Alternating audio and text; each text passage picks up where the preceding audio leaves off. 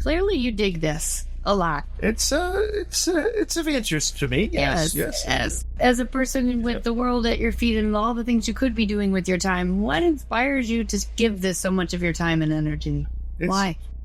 There's something really that feels at home coming here for a length of time. I was just, before the interview, I was just enjoying, just kind of sitting back at the camp, enjoying the air out here on the playa, watching the people go by, and just relaxing. There's something really great about that. There's something, I guess it's a reset, spiritual nourishing, just a lot of fun with some great friends. It's many, many things to me, and I certainly enjoy it, and I enjoy contributing to it and adding to people's enjoyment. Meet the people who make Burning Man happen. Around the world. The dreamers and doers. The artists, freaks, and fools.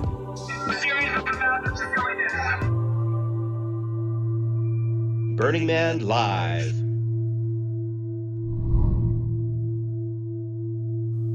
It's no secret that Burning Man doesn't make itself.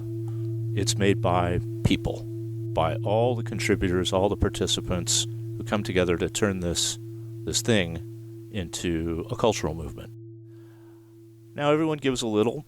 Some people give not just their time and their treasure, but their creativity, and really put their heart and soul into this. Our guest today is one of these people. Not just a donor and an artist and an arts advocate and a musician and a theme camp organizer, but also a hardworking DPW volunteer with the Man Base crew. I met him years ago when I visited his camp, the Mansonian Institute. You may recognize Mansonian from their colorful, whimsical murals hung up off of everything depicting Burning Man history.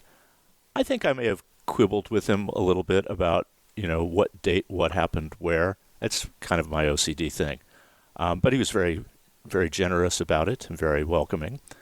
And it was only later that I found out that this person, well, he's kind of famous outside the trash fence as well as a founding animator, producer, award-winning director of the longest-running animated TV show in American history, The Simpsons, David Silverman. Now, David's been on the program before. You may remember him singing Hanukkah in Santa Monica on our holiday show and accompanying himself on the Flaming Tuba. We're still not sure how he did that. Andie Grace caught up with him on Playa this year for a longer conversation, which also went out live in the moment over the BRC webcast. And it goes something like this. Here's Andie Grace talking with David Silverman.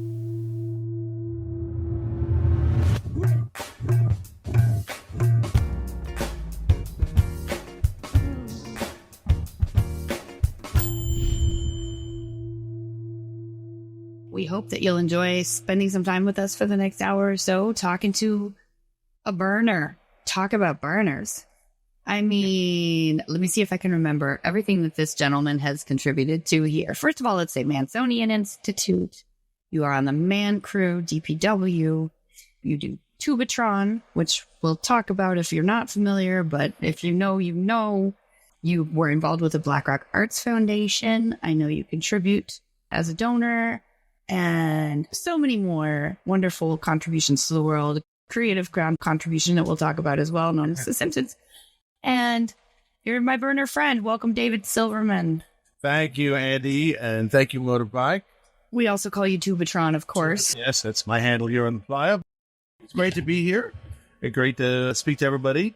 It's beautiful. So we're having a bluebird year. It's incredible. I knock on wood and all of that, but, No kidding. The playa still teaches you lessons, right? Oh, yeah, challenges. Building the Man Base, Man Pavilion, really. It was a bit windy, a bit dusty. We had some challenging days. We got it done, though, and it's beautiful. I want to hear more about it specifically, but I think let's start people off with you telling me, how did you grow up? How did you find your way to Burning Man? Can you do that in 30 seconds to an hour? Try to do it really fast. Okay. You wanted me to go all the way back? I would like to know who you are and where and how you came up and found your way here. Fair enough. Well, it all started in Long Island. Long Island. Long Island, where I was born over there. But we didn't grow up there, you see, because my father He was teaching at a college called the State University College of Long Island, Secoli. And he made a slogan, "You may loin it fast or you may loin it slowly, but you loin it good at Old Secoli." So anyhow, but he actually got a job as a professor at the University of Maryland. And so we moved to Maryland, just outside of Washington, D.C. And that's where I grew up. My mother was a docent and worked at the National Gallery of Art, which was a good imprinting on my brain. I was always interested in cartooning. I was cartooning since I've been doing the same thing since I was 4. I just didn't stop drawing. So that, doing clay animated films, the University of Maryland, the UCLA Animation Workshop. I graduated from UCLA in 1983 and bounced around various freelance animation and cartooning gigs, starting with actually the Los Angeles Times, drawing cartoons for the music critic Martin Bernheimer. Yes, music also plays an element. Playing the tuba, which I picked up late in high school because I was fascinated by music and I was reading musical scores and all that kind of stuff. So I figured I needed to pick up a horn and be a participant, not just an observer. So I did that, and I love the sound of the tuba, and it's kind of funny. So I thought that would be a good fit for me.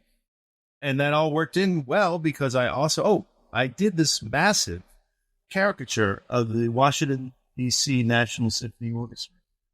Caricatured all 100 some players.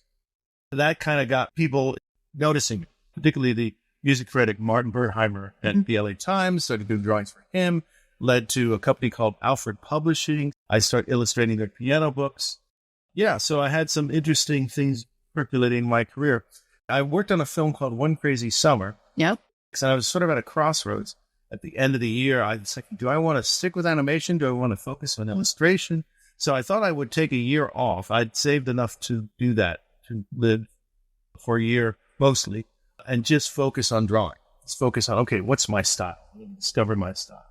And then one of the animators I worked with, became friends with, Wes Archer, he had worked for a small company, and it was still a small company then, called Klasky Chupo.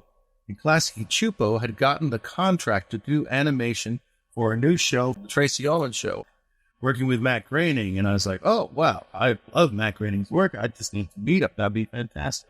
You need an animator on that? Okay, so I'm in. And that's how the whole thing started. And it was called The Simpsons. And that's very interesting. And I love that. And Georgie Paluzzi, the color stylist, decided to make them yellow, which was a good call. I actually told her I thought the reason why she did that was because Bart, Lisa, and Maggie don't have a hairline. And she said, oh, I hadn't thought of that. But I think she unconsciously may have thought of that. Anyhow, that was one of the many brilliant things about the show. Making them yellow was like, I think that's one of the 10 poles of its popularity. Absolutely iconic. Yeah, iconic, exactly. When I look back on it, I got to UCLA in 1977. This was 10 years later, 1987. Starting The Simpsons. 2 years Tracy Ullman Show, 48 shorts. 1989, we start developing the series. And Wes and I became directors. I designed the opaque title sequence. And, Wes and I directed episodes of the first season. Then other people like Rich Moore and Jim Reardon and Mark Kirkland came in, all very proficient and wonderful guys, big careers since then. And started The Simpsons. And they liked what I was doing, so they made me supervising director. Very flattering.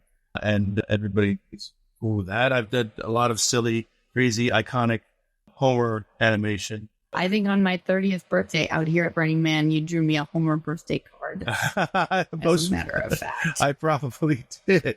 Now, the reason why one of The Simpsons does relate to Burning Man because one of our best exec producer writers, George Meyer, really funny guy, he would take me to Grateful Dead concerts, big Deadhead.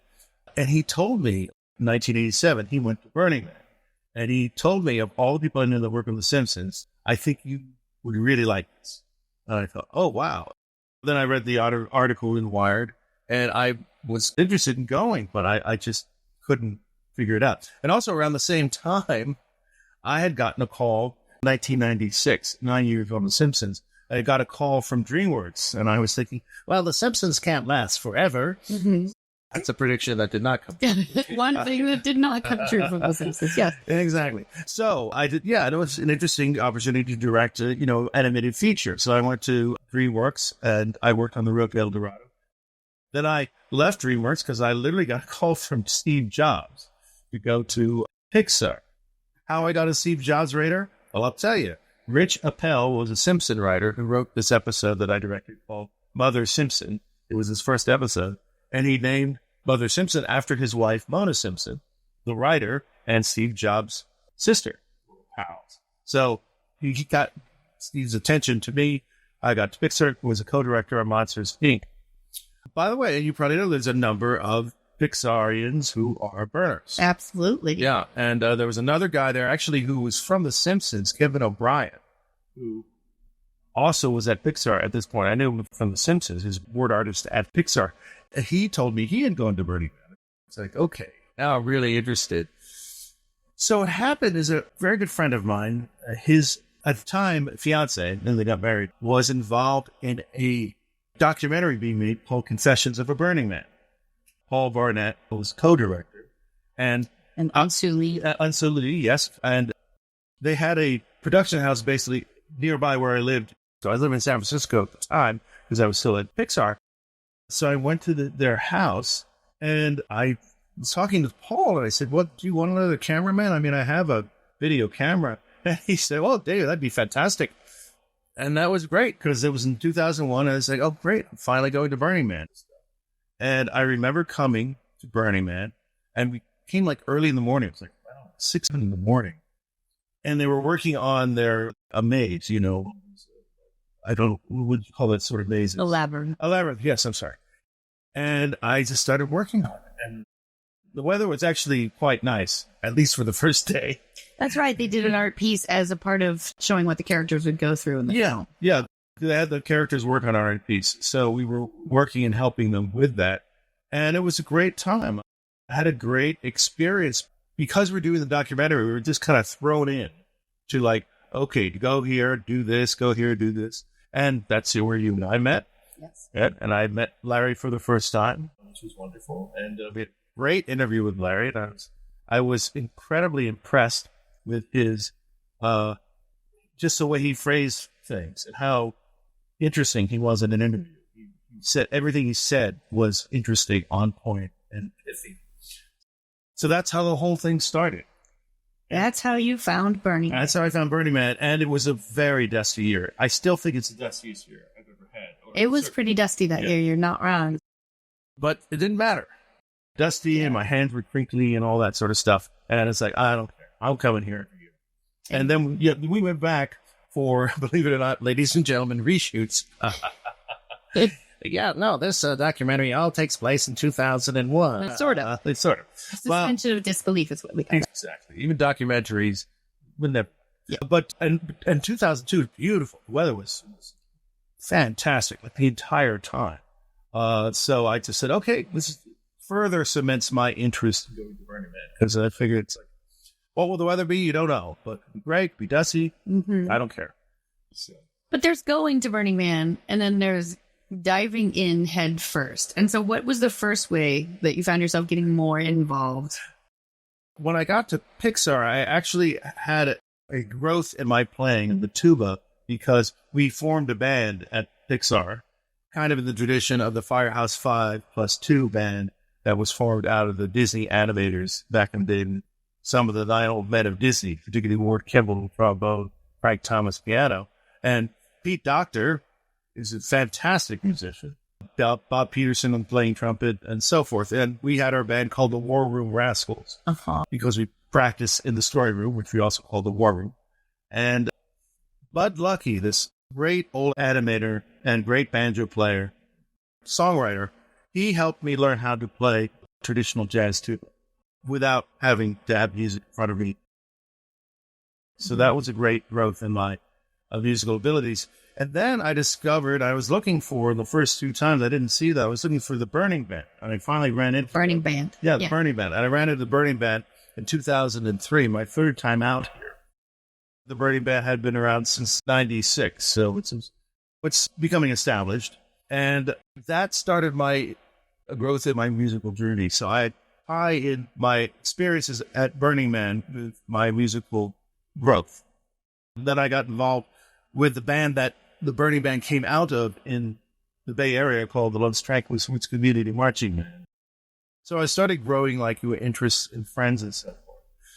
Also, the second year I went out with a friend of mine, Anna Maltese. He's a former Simpsons animator and a fantastic fire performer.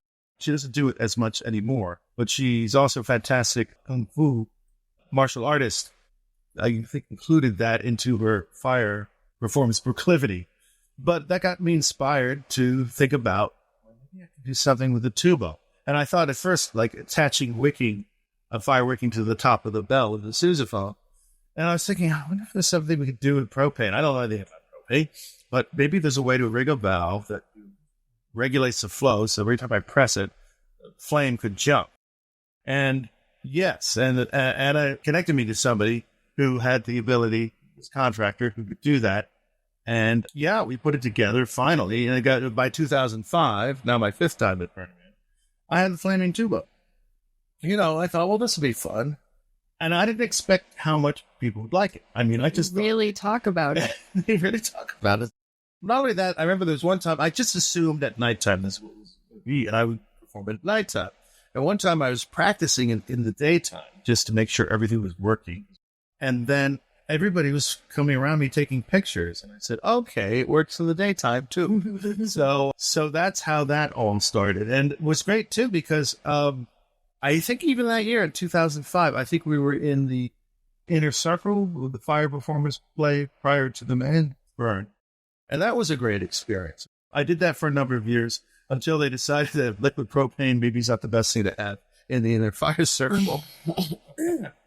That makes sense. That makes sense. Okay. Okay, fine. I mean, we're sitting there. Yeah, there's fireworks everywhere flying all around. Maybe it wouldn't be so cool if it hit the propane tank.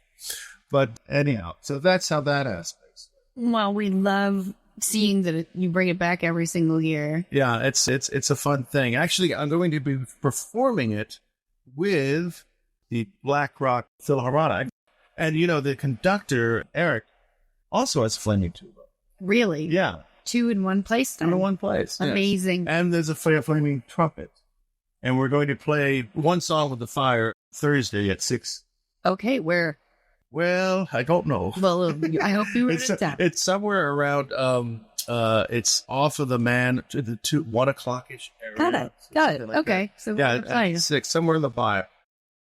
Well, then what about Mansonian? I'm hoping I'm going through these things right. Order of involvement. Actually, it's interesting. It's all kind of happened fairly quickly. Okay. I mean, some respects quickly. Okay. Tell us about the Mansonian Institute. Right. So going back to my friend Paul Barnett, I was looking for a camp to be with in 2007.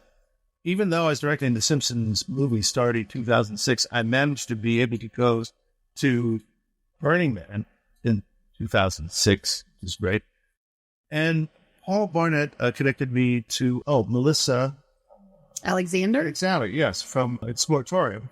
And Melissa was camping with Joe Olivier's camp, Mansonian, which actually he started the year prior, which was, I guess, an art support camp. And so that's when I met Joe. He had this timeline as part of the Mansonian, which sort of made it sort of a man-centric point of history. Joe has been on the Man Crew for a long time, primarily as a chef. He's a terrific cook. He's actually a very talented engineer and knows a lot about everything, tools and so forth. And I was surprised he wasn't building because he's certainly capable. Nope, he's cooking food because he's from Louisiana and he really knows how to cook. So that's where my first time at the Mansonian. And then in 2011, he asked me if I would like to take over the timeline because I was doing all your fun graphics. The graphics, the stickers, right? And printing up these stickers every year. And these solid stickers, and the humor involved in them. And so, yeah, my adolescent Mad Magazine brain was kind of interested in doing something with the timeline. Factual and comical, visual, and that's how the whole thing started. And I kind of came up with this concept of the curator man, using the man's head in this sort of like suit and tie, Mickey Mouse-like gloves, body in different orientations, different topics, different memes, and so forth. And that's where the timeline started. And then we became a theme camp. And it was like, okay, well, we're a theme camp. I can't just have a timeline and a few random, banner posters. We actually have to make kind of a presentation, something where a placement would let's say, oh, that's good, as opposed to, get out of here, theme camp. Yeah, handle your papers. So that's how that started. And then I started arranging and trying to figure out, how to design it. That's why I got very good at ETM and, connectors and bungees. Those are my 3 elements, ladies and gentlemen. Those are my tools, and a screwdriver to tighten things. And that's how that whole thing started. And it became more elaborate. We decided, well, we need a museum annex where we can put artifacts, and grew out from that.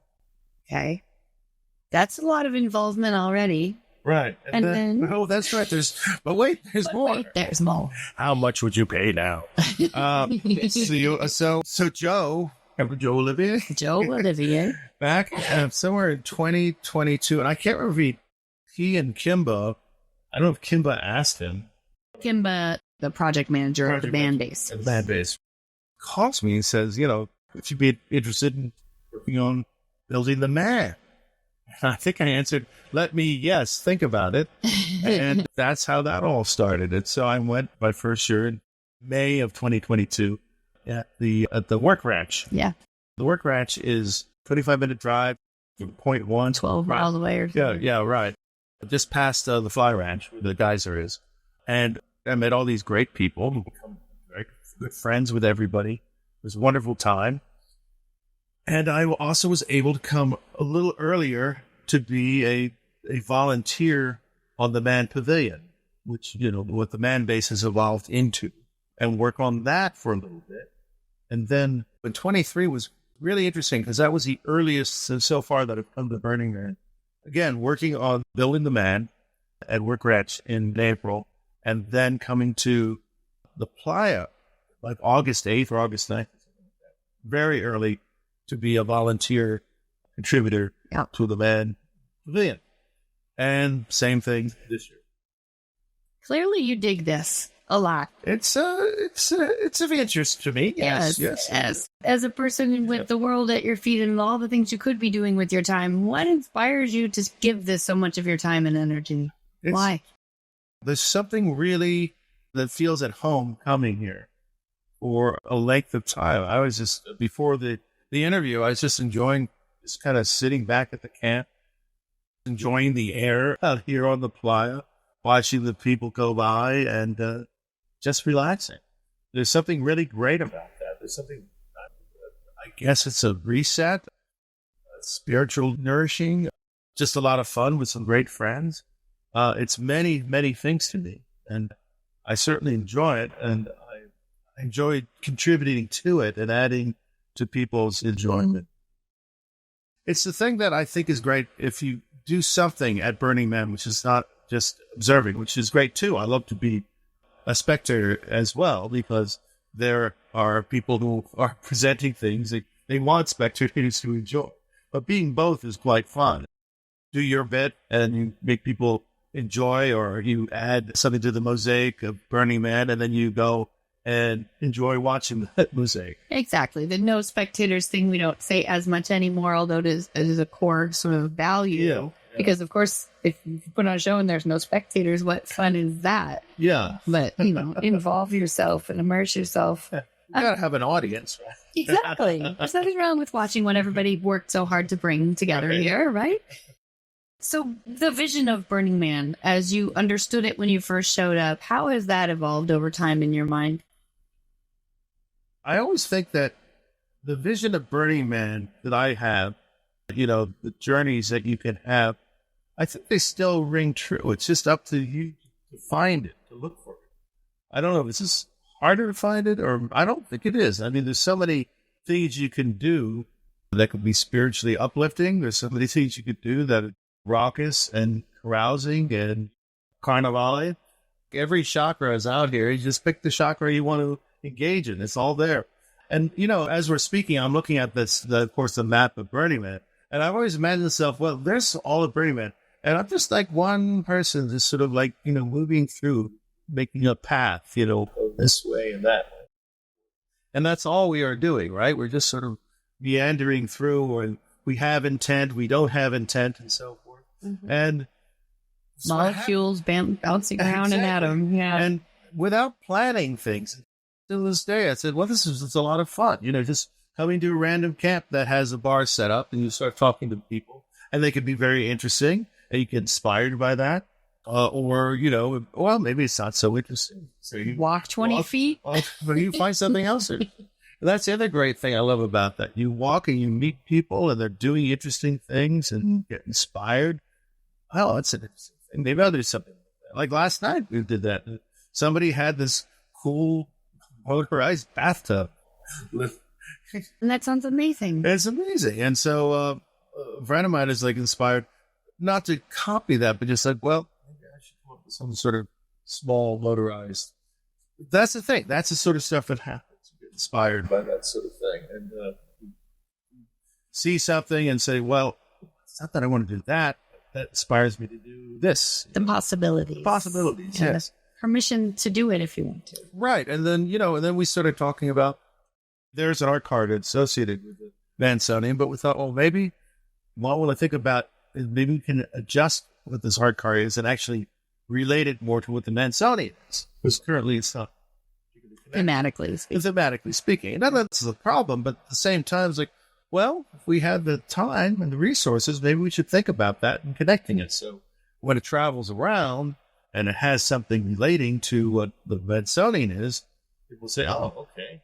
Maybe they'll follow us back or something. Mm-hmm. So it's that sort of thing. Or all the stickers that I made, and we hand them out at the timeline. A number of people sort of work comically as docents and the tour guides to the timeline, handing out various stickers. So not only the annual new sticker I have for the theme, but the ones from the past. That we basically collect them all. Collect the whole set. I love it. Have I missed anything about your contributions to this culture that when I ask you, what are you most proud of about your time at Burning Man? I'm very happy that things that I've done have made some impact of enjoyment for people, because I just did them because they were fun. I thought this would be fun, for me. So it wasn't hard to find that inspiration? No, and people ask me, where did you get the idea for the Flaming Tuba? And I said, I just thought it was around already. Not that I'd seen it before, but it just seemed kind of obvious. It was just laying on the floor. No one else picked it up. Okay. That's when you know it's good. I am but a vessel. Yeah. And somebody tap me on the shoulder and say, hey, do that, okay? Yeah. I'll do it.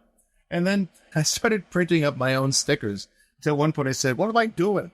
Well, should I have this done professionally? What am I, some idiot? So people are enjoying that. And then when Joe, of course, asked me, I said, I'll just put two and two together. I'm already doing these stickers. Now the timeline is one gigantic sticker banner, and an extension of that. And so, yeah, and people enjoy that. Yeah. Another thing people enjoyed the heck out of and talk about all the time is the Simpsons episode of Burning Man. Right. I'd love to hear where that came from. How many people always wonder how they must work on burning. These people must be burners. Well, obviously. Tell me about that episode. From the animation side, there are many people who are burners and who have been coming. And other than George Meyer, I don't think anybody from the writing side that I'm aware of had gone to Burning Man, and certainly not the writer Carolyn Lamani, who wrote the episode. However, she was very interested, knowing that I had been there, and what I could tell her about it, and also working with other people on the animation side who had gone there and things that they could bring to the situation. And we told her about the cupcake wheels and things like that. Oh.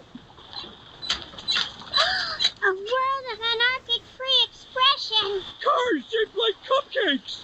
I'm home. It was very funny because I was trying to tell, because the legal said, well, this is too close to the original. I said, well, no, they don't care. They really don't care. They won't sue you. Wayne Flatwell would love it if we just replicate El Pupo Mecanico as is. And they said, no, you're going to, okay, we'll just. Approach the Burning Man. I mean, Blazing Guy. And Tubatron was in there too. Yes, and by the way, I had nothing to do. Not your idea. Not my idea. No, Carolyn Amani put me in there.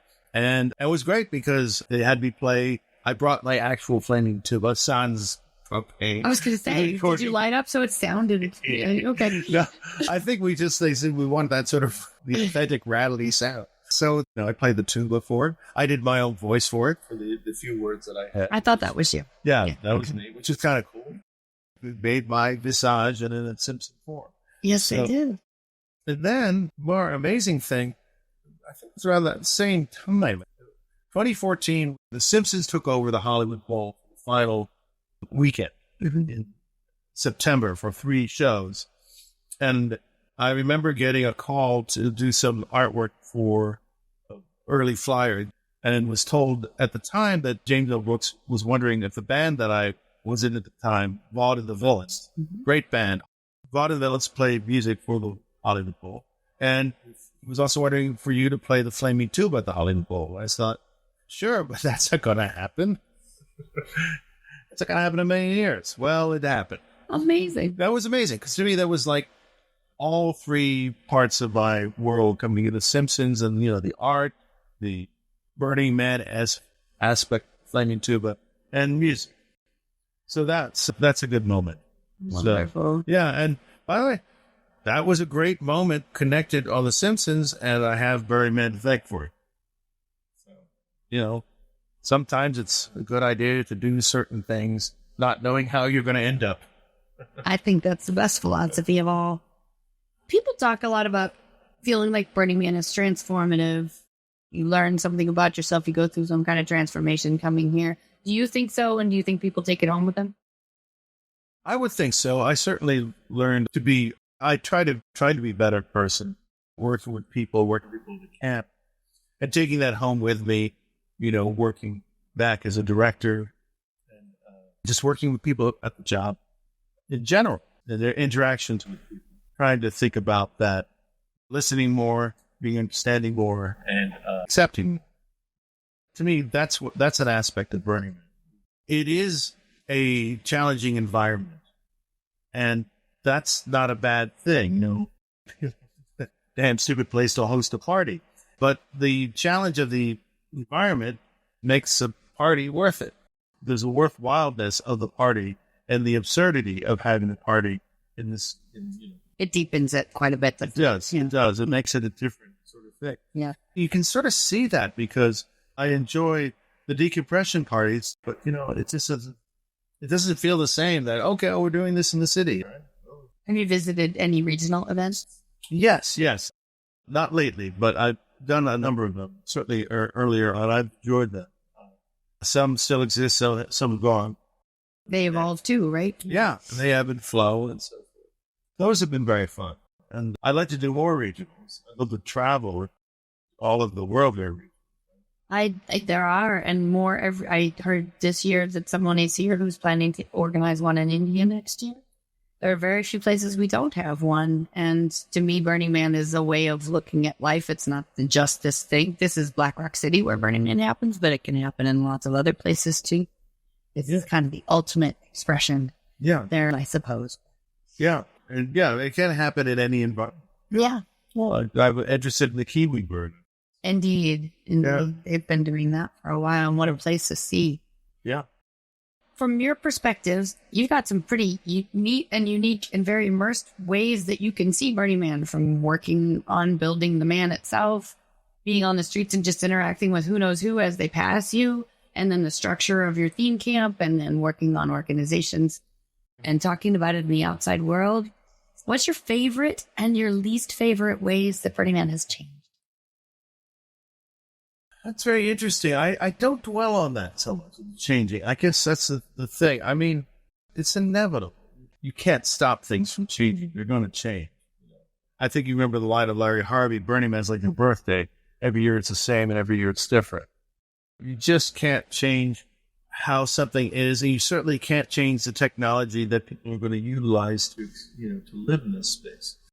So yes, one of the things that's happened is a great more abundance of electric light, thanks to the invention of LED and small power supplies. Mm-hmm. So that's an inevitable change. And it's like, well, you call it, oh, I missed it when it was so forth and so on. Yeah, but this is how it's going to go. People need light. They need to show that they don't want to get run over. It's time marches on, and you can choose to be unhappy about it in your response, or you want to be a Luddite. That's fine. Yep. People have tried that in the past and work out. What's your favorite way it's changed? I think in some ways, because of that, some things are a little easier to get together, to create and to build. I think people have, because of aspects of technology that have changed, the materials and supplies that they need to put things together has enabled them. I'm sure the negative aspect that people have is that once upon a time, the first time when you were here, you were basically cut off. Yeah. You could not contact anybody except by basically driving out into Kurlock and making a call on the landline. Oh, nobody would believe us in 1997, or them. I wasn't even working here then. When the news of Lady Diana dying came to the playa, people didn't believe it because there was no way to verify it, and it sounded like a playa rumor. Oh, that's interesting. Yeah. In the Confessions of a Burning Man, they show them going offline, I think, to Empire. Yes. Make a phone call. To go all the way to the phone booth in Empire. Right. Because, I remember when you're driving there, I think somewhere around Nixon, there was like a bit of a signal. Yep. That was it. People would bring satellite phones occasionally. Yeah. You didn't find them. Yeah. Yeah, but now people are bringing, Starlinks. By the way, they say, oh, it's not too bad. I said, yeah, but on the other hand, I can get work done here and be at You can't come as opposed to saying I can't. Or people who have family at home that need news from.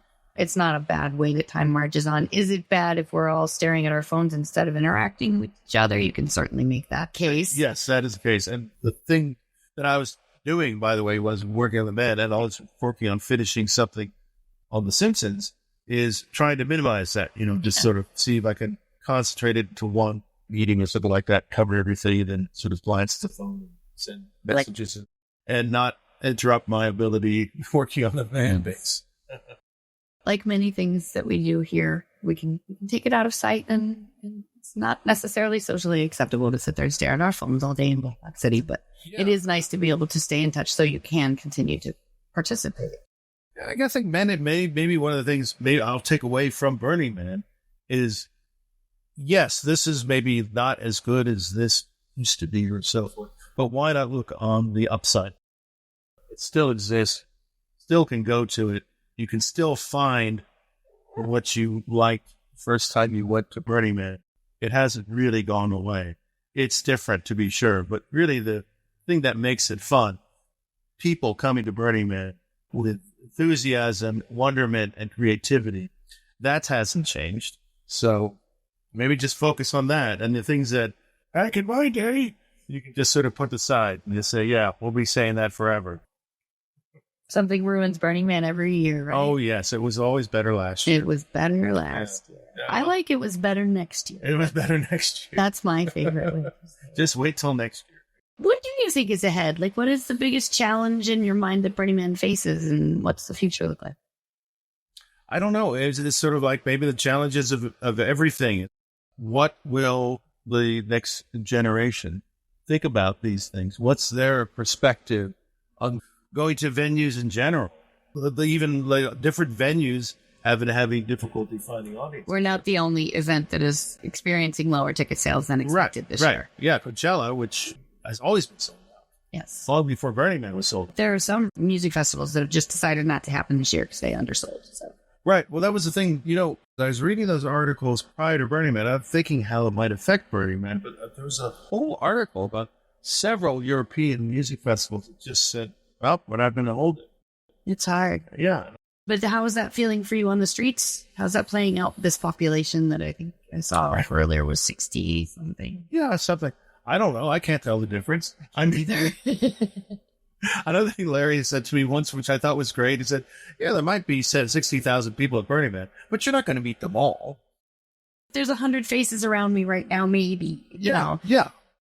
if you haven't been here, it's big. It's a really big place. So it may seem like a lot of people, but, you go to any sporting event, you have the similar amount of people crammed into the stadium. So that's a different aspect. We're not all crammed into the stadium here. You can say that the answer to this is, I don't know, maybe it doesn't, but why does Burning Man matter in the world? Well, it certainly has added an aspect of people to engage in a conversation about something. And whether they like it or they hate it, and there's quite a spectrum. There's a lot of people that hate it. Really, it bugs them somehow. Which is funny because it's really does, for all the fuss that people will complain about, it's like, well, there are certainly worse things in the world happening to complain about from every aspect, whether cultural or environmental. But it does start a conversation, and it does create an exchange of thought and ideas and philosophy. So that's a positive thing. I like that a lot. Is there anything about your Burning Man experience that I haven't asked you about yet? I don't think so. I think we covered a lot.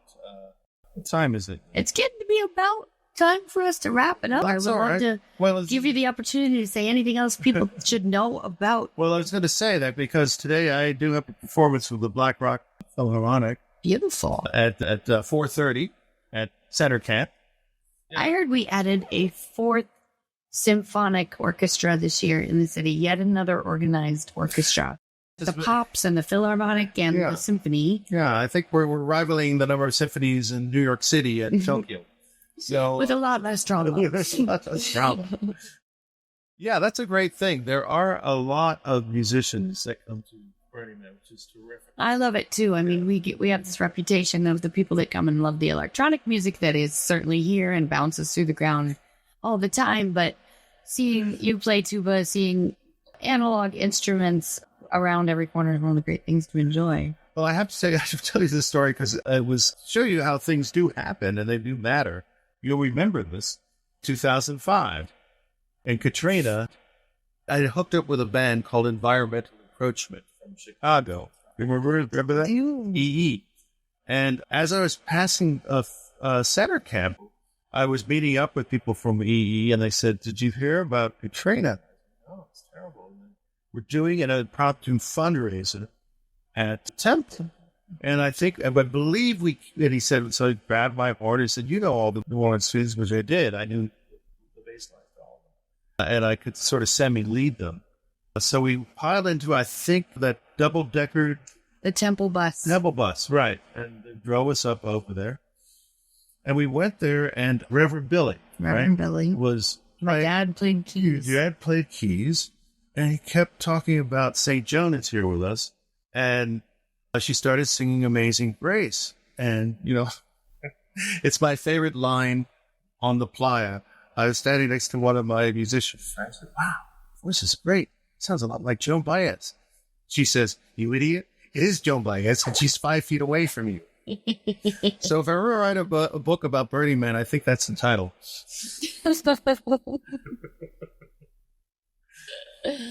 That was a beautiful moment and a really good example in my mind. Of course, I'm very, very married to that particular experience and year because my husband and I we have a child who's named after Burlington, Mississippi, and the experiences of Burners Without Borders after Katrina hit.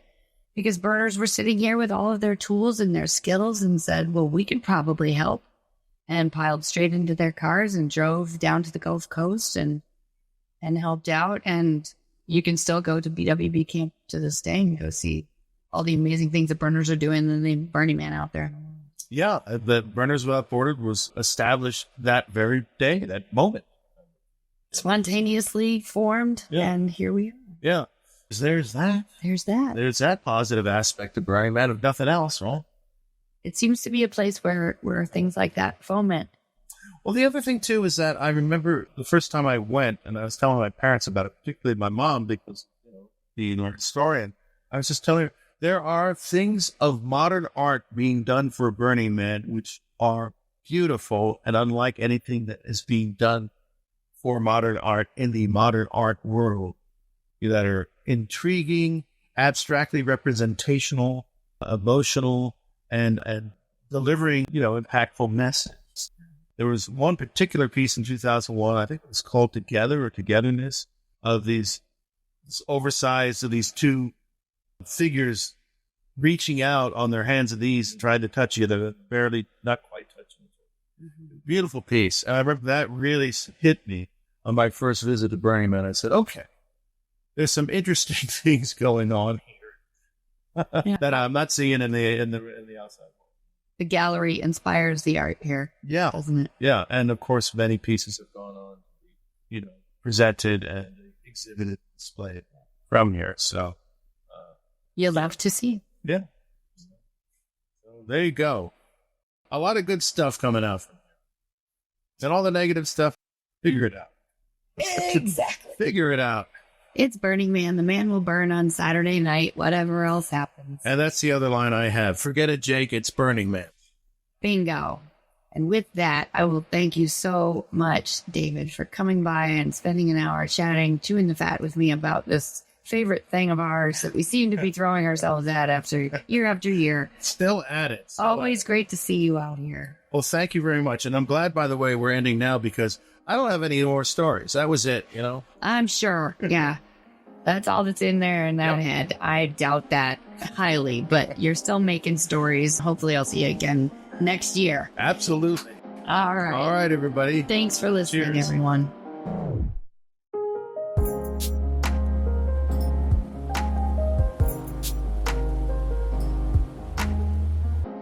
Burning Man Live is a production of the nonprofit Burning Man Project, made possible in part by the generous contributions of listeners like you. If the spirit moves you, why not head over to donate.burningman.org and send us a little cheddar, a little cabbage, some bacon, a few Benjamins, some moolah.